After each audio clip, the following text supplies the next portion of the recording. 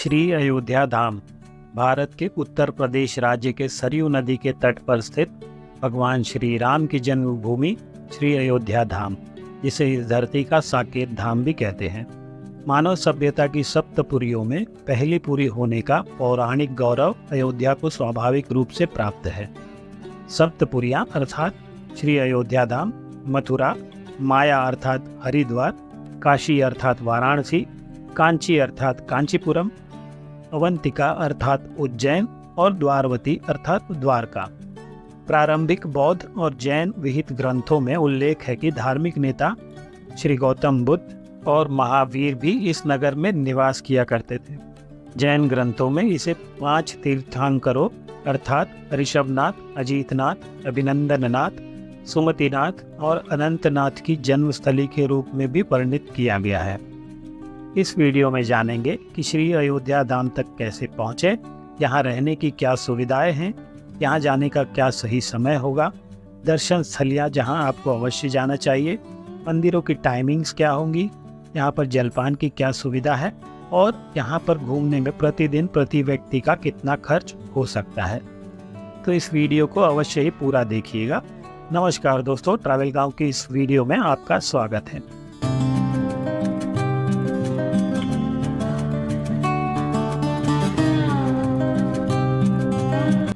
सबसे पहले बात करते हैं कि अयोध्या धाम तक कैसे पहुंचे। अयोध्या धाम पहुंचने के लिए सबसे नज़दीकी रेलवे स्टेशन है अयोध्या धाम रेलवे स्टेशन, जो श्री राम मंदिर से वॉकेबल डिस्टेंस यानी 1.5 किलोमीटर की दूरी पर है, जहां से आप मात्र 5 या 7 मिनट में पैदल ही श्री राम जन्मभूमि यानी श्री राम मंदिर पहुंच सकते हैं। अयोध्या धाम रेलवे स्टेशन तक पहुंचने के लिए आप या तो लखनऊ या गोरखपुर या वाराणसी पहले पहुंच सकते हैं।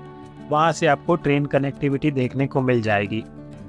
गोरखपुर और लखनऊ से आपको वंदे भारत एक्सप्रेस भी मिल जाती है, जहां से आप डायरेक्टली श्री अयोध्या धाम रेलवे स्टेशन तक पहुंच सकते हैं। गोरखपुर से 135 किलोमीटर और लखनऊ से 138 किलोमीटर की डिस्टेंस पर है श्री अयोध्या धाम रेलवे स्टेशन। और अगर आप चाहें तो गोरखपुर या लखनऊ से बाय रोड भी जा सकते हैं। इसमें आपको 3 घंटे तक का समय लग सकता है। बात करें अगर नज़दीकी एयरपोर्ट की, तो श्री अयोध्या धाम में ही एयरपोर्ट बना हुआ है महर्षि वाल्मीकि एयरपोर्ट, जो कि श्री राम जन्मभूमि से मात्र 11.3 किलोमीटर यानी आधे घंटे की डिस्टेंस पर लोकेटेड है। महर्षि वाल्मीकि एयरपोर्ट से आपको ई रिक्शा ईजिली मिल जाएंगी। आप चाहे तो शेयरिंग में या प्राइवेट ई रिक्शा करके श्री राम जन्मभूमि तक पहुंच सकते हैं। आप चाहे तो गोरखपुर या लखनऊ से बाय रोड भी आ सकते हैं। गोरखपुर और लखनऊ से सरकारी बसें चलती हैं, एसी और नॉन एसी दोनों ही। तो आप जैसा भी आपका बजट हो, एसी या नॉन एसी बस में बैठकर गोरखपुर से या लखनऊ से आप पहुंच सकते हैं श्री अयोध्या धाम तक। बाय रोड पहुंचने में आपको 3 से 3.5 घंटे लग जाएंगे। और अगर श्री अयोध्या धाम रेलवे स्टेशन आप आते हैं तो वहाँ से तो आप बाय वॉक जा सकते हैं। 5 मिनट में आप श्री राम जन्मभूमि यानी श्री राम मंदिर पहुँच जाएंगे आप। अब बात करते हैं कि श्री अयोध्या धाम में रहने की क्या क्या सुविधाएं हैं। तो श्री अयोध्या धाम में आपको गेस्ट हाउस, होम स्टे से लेकर लग्जरियस होटल, 5 स्टार होटल तक भी आपको सुविधा अवेलेबल है। तो जैसा भी आपका बजट है आप उस हिसाब से रूम बुकिंग कर सकते हैं। होटल, होम स्टे या डॉर्मेट्री बुक करने के लिए आप गूगल पर सर्च कर सकते हैं अयोध्या धाम होटल बुकिंग, और आपको बहुत सारे ऑप्शंस मिल जाएंगे। तो जैसा भी आपका बजट हो आप होटल रूम बुक कर सकते हैं। अगर आप श्री अयोध्या धाम रेलवे स्टेशन पर डॉर्मेट्री या रूम बुक करना चाहते हैं तो 2 ऑप्शन है। ये आपके स्क्रीन पर आप देख सकते हैं। ये है इनके चार्जेस और नीचे नंबर दिए गए हैं, आप कांटेक्ट करके जा सकते हैं। और दूसरा ऑप्शन है कि आप डायरेक्टली वहां पर वो विजिट कर सकते हैं, काउंटर पर आप बात करके और रूम या डॉर्मेट्री बुक कर सकते हैं। आप देख सकते हैं डॉर्मेट्री के क्या चार्जेस हैं और रूम्स के क्या चार्जेस हैं। तो अपने बजट के अनुसार आप वहां पर रूम बुक कर सकते हैं। श्री अयोध्या धाम में गेस्ट हाउस और होम स्टे आपको 500 रुपये से लगाकर, और जितना भी आपका बजट है अधिक से अधिक उतने बजट में आपको होटल रूम्स भी मिल जाएंगे। तो आप अपने बजट के अनुसार डॉर्मेट्री, होम स्टे या होटल रूम बुक कर सकते हैं।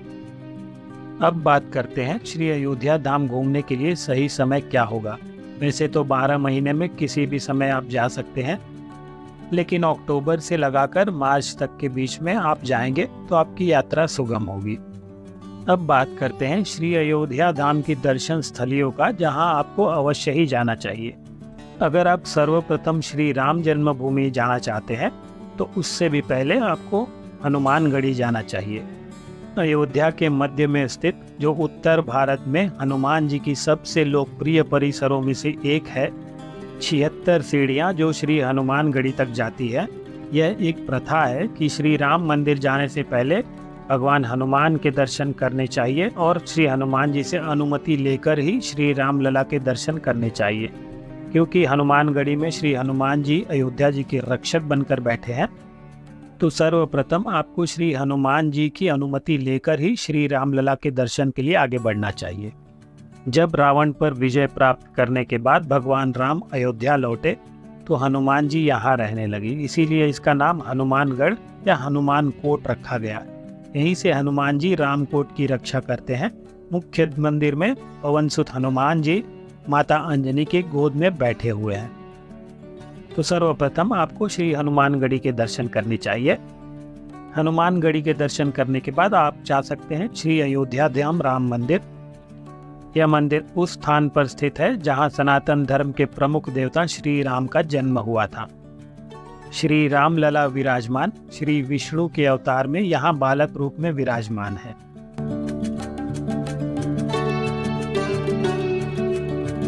श्री राम लला मंदिर के ठीक बगल में ही है सुग्रीव मंदिर या सुग्रीव किला। इस स्थान का नाम रामायण के प्रमुख पात्र सुग्रीव के नाम पर रखा गया है। सुग्रीव वानर राज थे और भगवान राम के परम भक्त और मित्र थे। ऐसा कहा जाता है कि इस स्थान पर सुग्रीव ने भगवान राम और लक्ष्मण से भेंट की थी। सुग्रीव किला अयोध्या की प्राचीनता और धार्मिक इतिहास को दर्शाता है। सुग्रीव किला का दर्शन करने के बाद आप जा सकते हैं कनक भवन। कनक भवन अयोध्या में राम जन्मभूमि रामकोट के उत्तर पूर्व में है। कनक भवन अयोध्या के बेहतरीन और प्रसिद्ध मंदिरों में से एक है। ऐसा माना जाता है कि यह भगवान श्री राम जी के विवाह के तुरंत बाद महारानी कैकेयी जी द्वारा देवी सीता जी को उपहार देने के लिए बनाया गया था।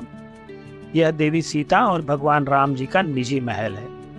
मान्यताओं के अनुसार मूल कनक भवन के टूट फूट जाने के बाद द्वापर युग में स्वयं श्री भगवान कृष्ण के द्वारा इसे पुनः निर्मित किया गया था और मध्यकाल में सम्राट विक्रमादित्य ने इसका जीर्णोद्धार करवाया था। कनक भवन का दर्शन करने के बाद आप जा सकते हैं नागेश्वर नाथ मंदिर।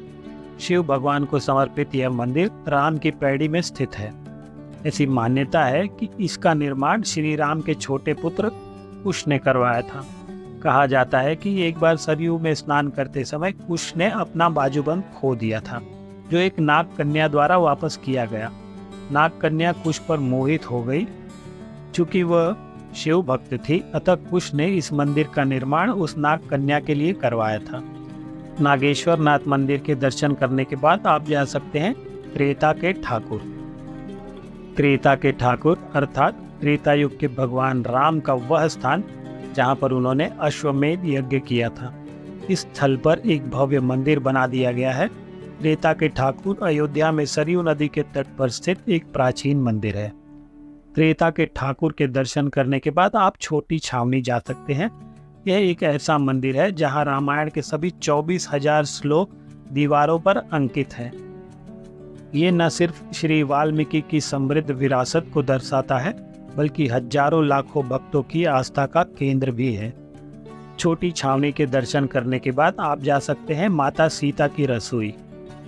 ये एक ऐसा मंदिर है जिसमें प्रतीकात्मक रसोई के बर्तन रखे हुए हैं। ऐसा माना जाता है कि माता सीता ने यही पंच ऋषियों की सेवा की थी, तो माँ सीता की रसोई के दर्शन भी अवश्य करें।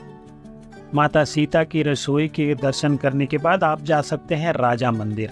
गुप्तार घर में सरयू नदी के तट पर स्थित अयोध्या जी का राजा मंदिर कई पौराणिक कहानियों से जुड़ा हुआ है। मंदिर में कई हिंदू देवी देवताओं की शानदार नक्काशीदार मूर्तियां हैं जो रेशमी कपड़ों से सजी हुई है, और समृद्ध आभूषण मंदिर का उत्कृष्ट निर्माण हिंदू वास्तुकला की चमक को दर्शाता है। राजा मंदिर के दर्शन करने के बाद आप जा सकते हैं राम कथा पार्क। अयोध्या जंक्शन से मात्र 3 किलोमीटर की दूरी पर है राम कथा पार्क। अयोध्या में सरयू नदी के तट पर स्थित एक सुंदर पार्क है। यह आपकी अयोध्या यात्रा के दौरान घूमने के लिए एक लोकप्रिय स्थानों में से एक है। राम कथा पार्क एक सुंदर, विशाल और सुव्यवस्थित पार्क है जो शहर की भीड़ भाड़ से दूर बहुत ही जरूरी शांति आपको प्रदान करता है। पार्क में ओपन एयर थिएटर भी है और अच्छी तरह से बनाया हुआ इसका लॉन देखने में बहुत ही सुंदर लगता है और मन को बहुत ही शांति देता है। राम कथा पार्क घूमने के बाद आप जा सकते हैं मणि पर्वत। मणि पर्वत के बारे में मान्यता है कि भगवान राम के विवाह के बाद माता सीता के पिता श्री जनक ने बहुत सी मणियां भेंट की थी। इतनी ज़्यादा मणियां मिलने से वहाँ एक पहाड़ बन गया जिसे मणि पर्वत कहा जाने लगा। एक और मान्यता है कि जब हनुमान जी लक्ष्मण को ठीक करने के लिए संजीवनी बूटी का पहाड़ उठाकर ले जा रहे थे तो वह अयोध्या के ऊपर से गुजरे थे और उस पर्वत का एक हिस्सा टूटकर अयोध्या में गिर गया था, जिसे हम आज मणि पर्वत के नाम से जानते हैं। मणि पर्वत वह स्थान है जहाँ पर भगवान श्री राम और माता सीता झूला झूलते थे। मणि पर्वत का दर्शन करने के बाद आप जा सकते हैं श्री दशरथ भवन। अयोध्या में रामकोट में स्थित दशरथ महल दशरथ जी का राजमहल था, जिसे आज एक सिद्धपीठ माना जाता है। मान्यताओं के अनुसार राजा दशरथ ने त्रेता युग में इस महल की स्थापना की थी। यह स्थल अब एक पवित्र मंदिर के रूप में तब्दील हो चुका है, जहां श्री राम, माता सीता, लक्ष्मण और शत्रुघ्न आदि की प्रतिमाएं विराजमान हैं। श्री दशरथ भवन या दशरथ महल के दर्शन करने के बाद आप जा सकते हैं राम की पैड़ी। राम की पैड़ी सरयू नदी के किनारे बसे घाटों में से एक है। कहते हैं कि भगवान श्री राम इसी पैड़ी से होकर सरयू नदी में स्नान करने जाते थे। इसी राम की पैड़ी पर स्थित है श्री काले राम मंदिर। अयोध्या की राम की पैड़ी पर स्थित ये श्री काले राम मंदिर का भी विशेष स्थान है। इस मंदिर को 2000 वर्ष पूर्व सम्राट विक्रमादित्य ने बनवाया था। श्री काले राम सभी भक्तों की मनोकामनाएं पूर्ण करते हैं। ऐसी मान्यता है कि श्री काले राम के दर्शन किए बिना आपकी श्री राम नगरी की अर्थात अयोध्या नगरी की यात्रा अपूर्ण रह जाती है, तो यहाँ पर दर्शन अवश्य करें। श्री काले राम के दर्शन करने के बाद आप जा सकते हैं सरयू घाट। सरयू नदी के किनारे 14 प्रमुख घाट है। इनमें गुप्त द्वार घाट, कैकई घाट, कौशल्या घाट, पापमोचन घाट, लक्ष्मण घाट, ऋणमोचन घाट, शिवाला घाट, जटाई घाट, अहिल्याबाई घाट, धौरहरा घाट, नया घाट और जानकी घाट आदि विशेष उल्लेखनीय है। यहाँ की शांति और हरियाली अनुभव करने लायक है। साथ ही आप यहाँ नौका विहार भी कर सकते हैं। यहाँ का सूर्योदय एवं सूर्यास्त के मनोहर नज़ारे भी अद्भुत होते हैं, तो यहाँ पर आप अवश्य आइए। सरयू घाट के बाद आप जा सकते हैं ब्रह्मकुंड गुरुद्वारा। अयोध्या में मौजूद गुरुद्वारा श्री ब्रह्मकुंड साहिब के दर्शन करने के लिए देश और दुनिया के कोने कोने से सिख श्रद्धालु आते हैं। कहते हैं कि सिख समुदाय के पहले गुरु श्री नानक देव, 9वें गुरु तेग बहादुर जी और 10वें गुरु श्री गुरु गोविंद सिंह जी ने इस ब्रह्मकुंड गुरुद्वारे में ध्यान किया था। पौराणिक कथा के अनुसार इसी जगह के पास भगवान ब्रह्मा ने 5000 वर्ष तक तपस्या की थी।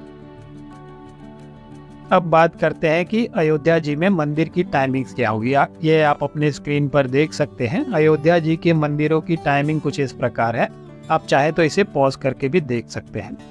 अब जानते हैं कि अयोध्या जी में जलपान की सुविधाएं क्या होगी। वैसे तो श्री राम लला मंदिर के आसपास बहुत से रेस्टोरेंट हैं और पूरे अयोध्या जी में जहाँ भी आप जाएंगे आपको कुछ न कुछ खाने पीने की व्यवस्था अवश्य मिल जाएगी।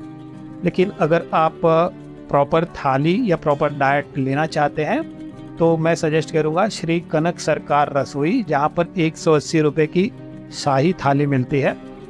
वो आपको एक बार अवश्य ट्राई करना चाहिए। अब बात करते हैं कि अयोध्या जी में प्रतिदिन प्रति व्यक्ति कितना खर्च हो सकता है। तो ये आप अपने स्क्रीन पर देख सकते हैं कि अगर आप डॉर्मेट्री बुक करते हैं तो कितना खर्चा हो सकता है, अगर आप होम स्टे या गेस्ट हाउस बुक करते हैं तो कितना खर्चा हो सकता है, अगर आप होटल रूम बुक करते हैं तो कम से कम बजट में ज़्यादा से ज़्यादा आपका कितना खर्चा हो सकता है। आशा करते हैं कि आपको ये वीडियो पसंद आया हो। अगर वीडियो पसंद आया हो तो इस वीडियो को एक लाइक अवश्य करें, ज़्यादा से ज़्यादा शेयर करें। अगर आपको हमारे वीडियोस देखना पसंद आते हो तो आप हमारे चैनल को सब्सक्राइब भी अवश्य करें। तो अभी चलते हैं, फिर मिलते हैं एक नई मंजिल की ओर बढ़ते हुए कुछ नए रास्तों पर। तब तक के लिए हर हर महादेव, जय सिया राम, जय जय हनुमान।